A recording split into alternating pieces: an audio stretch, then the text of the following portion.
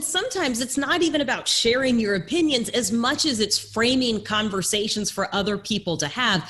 Why is that another critical skill that goes along with dealing with controversy and opinions?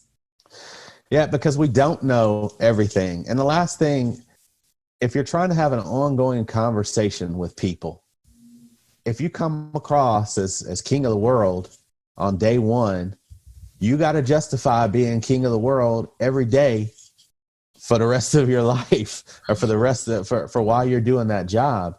And that turns off people. People are so easily turned off in general.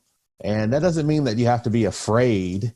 That means that you have to think a little harder on what the value of your message is. And so being able to tell people, look, I don't have all the answers here, but I can frame this so that we can have what I hope is a more responsible conversation.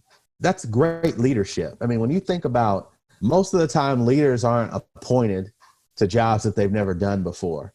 Normally you work your way up a ladder in some way. And so you should have that ability to understand every level of an issue.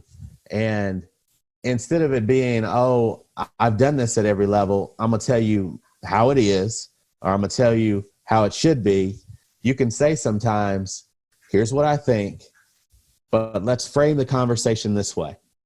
And so you're able to have a more constructive dialogue if you can naturally, and I feel myself doing it right now, naturally our thoughts tend to stray.